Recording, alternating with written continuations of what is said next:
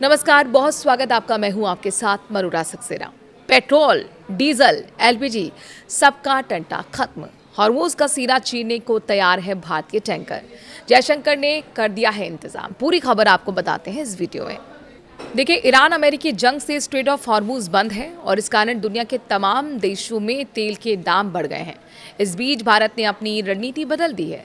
Shipping corporation of India के tanker सरकार और नौसेना की अंतिम मंजूरी के बाद हॉर्मूज को चीरकर मध्य पूर्व के देश तक जाने की तैयारी में है। ईरान अमेरिका के बीच जंग और स्ट्रेट ऑफ हॉर्मूज के बंद होने के कारण भारत सहित पूरी दुनिया में तेल का संकट पैदा हो गया है। अंतर्राष्ट्रीय बाजार में कच्चे तेल का दाम काफी बढ़ गया है। इसका असर तमाम देशों के घरेलू बाजार पर भी पड़ा है। खुद अमेरिका में पेट्रोल डीजल के दाम में 50% तक की बढ़ोतरी हुई है। इस बीच भारत में भी पेट्रोल डीजल के रेट बढ़ाने पड़े हैं। इस संकट का एलपीजी की सप्लाई पर भी असर पड़ा है, लेकिन भारत अब कुछ बड़ा करने जा रहा है। दरअसल भारत ने तय किया है कि वो अपने तेल टैंकर हॉर्मूज का सीना चीरकर उसके आर पार भेजेगा। वो अमेरिका और ईरान की धमकियों को दरकिनार कर ऐसा करने जा रहा है, क्योंकि एक तरफ अमेरिका और दूसरी तरफ ईरान स्ट्रेट ऑफ हॉर्मूज को कंट्रोल करने की कोशिश कर रहे हैं। ब्लूमबर्ग की एक रिपोर्ट के मुताबिक सरकारी company shipping corporation of India के टैंकर स्ट्रेट ऑफ हॉर्मूज के रास्ते फारस की खाड़ी में जाने को तैयार है। बस उन्हें भारतीय नौसेना और ऑयल रिफाइनरियों से मंजूरी का इंतजार है। ब्लूमबर्ग ने एक बेहद प्रभावी सूत्र के हवाले से खबर दी है। मध्य पूर्व के सप्लायर देशों से तेल आएंगे। ये टैंकर मध्य पूर्व के तेल सप्लायर देशों से तेल लेने जाएंगे। इस पूरे मामले से जुड़े लोगों के हवाले से ब्लूमबर्ग ने लिखा कि ईरान अमेरिका इजराइल जंग भड़कने के बाद से ऐसा पहली बार होने जा रहा है। इसको लेकर पूरी योजना तैयार कर ली गई है और जैसे ही सरकार की ओर से अंतिम मंजूरी मिल जाती है तो भारतीय जहाज स्ट्रेट ऑफ हॉर्मूज की ओर बढ़ने लगेंगे।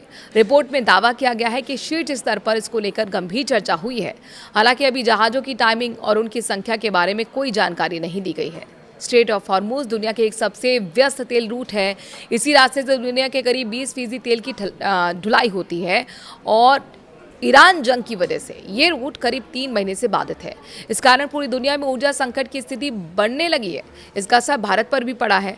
भारत दुनिया का तीसरा सबसे बड़ा कच्चा तेल आयातक देश है। चीन और अमेरिका पहले दूसरे नंबर पर हैं। सरकार ने मंजूरी दी या नहीं अभी स्पष्ट नहीं है।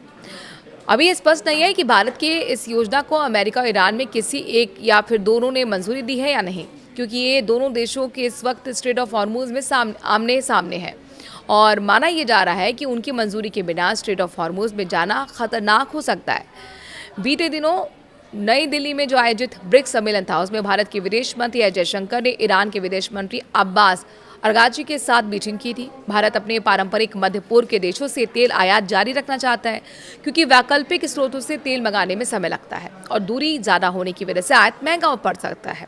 उधर भारतीय नौसेना ने इस इलाके में अपने युद्धपोतों की संख्या डबल कर दी है, ताकि वो इलाके की स्थिति पर पैनी नजर रखें। ये युद्धपोत भारतीय झंडे के साथ चल रहे टैंकर को सुरक्षा प्रदान कर रहे हैं। हालांकि इस पूरी योजना के बारे में भारत के पोर्ट शिपिंग या जलमार्ग मंत्रालय और भारतीय नौसेना ने कोई टिप्पणी नहीं की है।